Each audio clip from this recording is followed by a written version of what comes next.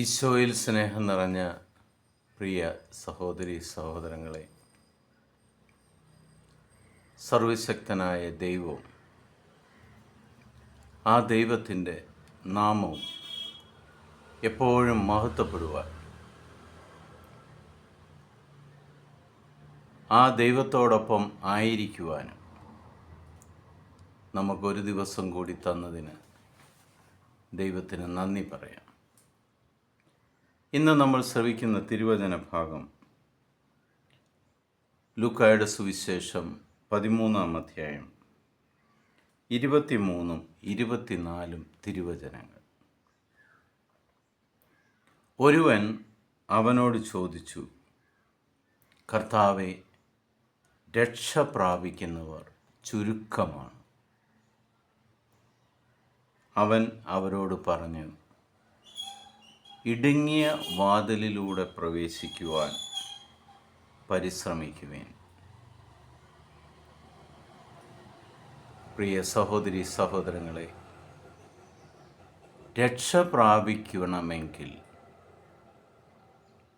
സഹനങ്ങളിലൂടെ കടന്നുപോയെങ്കിൽ മാത്രമേ ദൈവത്തിലൂടെയുള്ള രക്ഷ നമുക്ക് ലഭ്യമാവുകയുള്ളൂ എന്ന് വളരെ വ്യക്തമായിട്ട് ഈശോ നമ്മളോട് പറയുകയാണ്.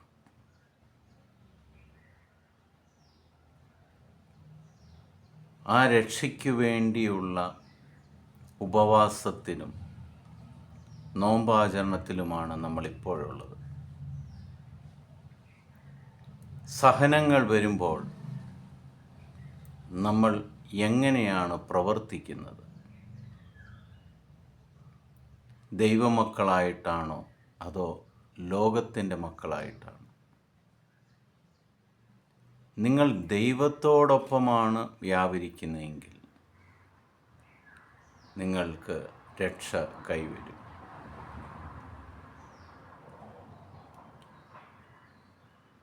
എപ്പോഴും നിങ്ങൾ ദൈവത്തോടു കൂടിയായിരിക്കുക.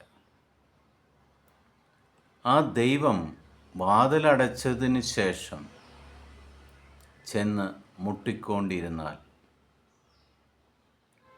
നിങ്ങളെ ഞാൻ അറിയില്ല എന്ന് തന്നെ ദൈവം പറയും. അങ്ങനെ ഒന്ന് വരാതിരിക്കുവാൻ, നിങ്ങൾക്ക് സ്വയം രക്ഷ നേടുവാൻ, സ്വർഗീയ രക്ഷ നേടുവാൻ നിരന്തരം ദൈവത്തോടൊപ്പം യാത്ര ചെയ്യുവാൻ ശ്രമിക്കുക. ആദം പർദീസായിലായിരുന്നപ്പോൾ തെറ്റ് ചെയ്യുന്നതിന് മുമ്പ് വരെ അവൻ ദൈവത്തോടൊപ്പമാണ് നടന്നത്. ആ ദൈവത്തിൻ്റെ കാലടികളോടൊപ്പം ചേർന്ന് ആദം സഞ്ചരിച്ചു. ഒന്നിനെക്കുറിച്ചും ആകുലതയില്ലാത്ത നിമിഷങ്ങളായിരുന്നു അത്. എന്നാൽ പാപം ചെയ്ത് ദൈവത്തിൽ നിന്ന് അകന്ന ആ നിമിഷം അവൻ അവനെ തന്നെ നോക്കുവാൻ തുടങ്ങി. അവന് ആകുലത നിറഞ്ഞ ഒരു ജീവിതമുണ്ടാകാൻ തുടങ്ങി. താൻ നഗ്നനാണെന്ന് അവൻ മനസ്സിലാക്കുന്നു. ആ നഗ്നത മറയ്ക്കുവാൻ അവൻ വ്യഗ്രതപ്പെടുന്നു.